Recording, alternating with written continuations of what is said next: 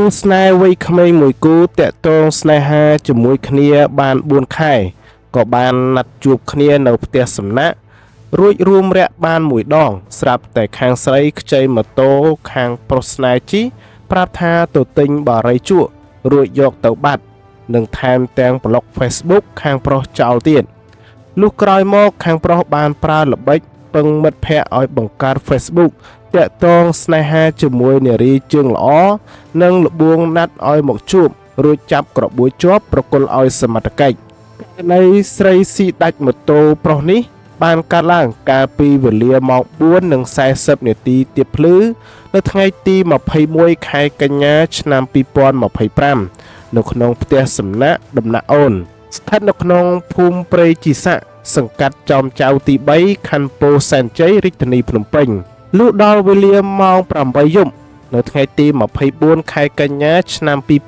2025ទើបជនរងគ្រោះបានប្រើល្បិចណាត់ជួបនារីសង្ស័យមកជួបនៅម្ដុំបូរីពិភពថ្មីឈូកវ៉ា2សង្កាត់សំរោងក្រោមខណ្ឌពោធិ៍សែនជ័យ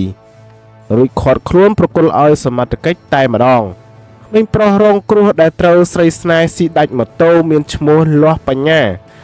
ភេទប្រុសអាយុ16ឆ្នាំមានលំនៅភូមិតាងួន1សង្កាត់កកាបទី1ខណ្ឌពោធិ៍សែនជ័យរាជធានីភ្នំពេញចំណែកម៉ូតូដែលស្រីស្នេហ៍ស៊ីដាច់នោះម៉ាក Honda Scoopy ពណ៌ក្រហមស៊េរី2023ពាក់ស្លាកលេខភ្នំពេញ 1LR 0363ចំណែកស្រីស្នេហ៍ជើងល្អដែលត្រូវសមត្ថកិច្ចឃាត់ខ្លួនមានឈ្មោះផុនដួងសុភីនីហៅសីកា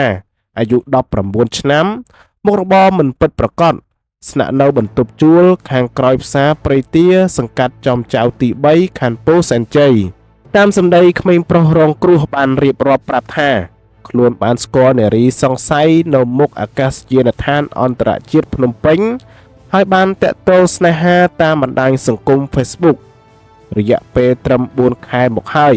លុះដល់យប់ថ្ងៃទី20ខែកញ្ញាឆ្នាំ2025ពួកខ្លួនបានណាត់ជួបគ្នានៅផ្ទះសំណាក់ឈ្មោះដំណាក់អូន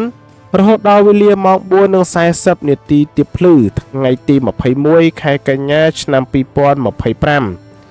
នារីសង្ស័យឈ្មោះផុនដួងសុភីនីហៅស្រីកាបានខ្ចីម៉ូតូខ្លួនជិះដោយប្រាប់ថាទៅទិញបារីជក់មួយផ្លែតរួចជិះយកទៅបាត់រហូតតែម្ដងលុះកន្លះម៉ោងក្រោយមកបានប្លុក Facebook របស់ខ្លួនចោលថែមទៀតយុវជនខាងលើបានបន្តថាបន្ទាប់មកនៅថ្ងៃទី22ខែកញ្ញាឆ្នាំ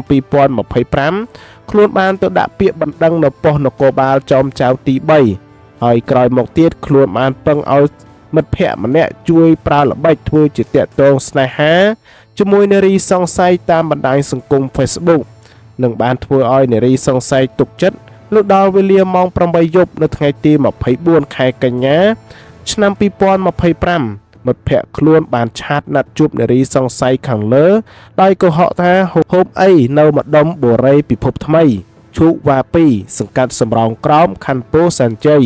ពេលនោះនារីសង្ស័យបានមកតាមការណាត់របស់មិត្តភ័ក្តិខ្លួនមែនទើបខ្លួននឹងមិត្តភ័ក្តិធ្វើការឃាត់ខ្លួននារីជើងល្អប្រគល់ឲ្យនគរបាលប៉ុស្តិ៍ចោមចៅទី3តែម្ដងក្រោយពេលឃាត់ខ្លួននារីជនសង្ស័យបានឆ្លើយសារភាពថានាងពិតជាបានបោកយកម៉ូតូជនរងគ្រោះមែនប៉ុន្តែក្រោយមកមានមិត្តភ័ក្តិនាងម្នាក់ទៀតបានខ្ចីម៉ូតូនោះបន្តពីនាងជិះយកទៅបាត់ហើយជុំវិញករណីខាងលើនេះសមត្ថកិច្ចជំនាញបានរៀបចំឯកសារសំណុំរឿងបញ្ជូននារីសង្ស័យខាងលើទៅចាត់ការបន្តតាមនីតិវិធីច្បាប់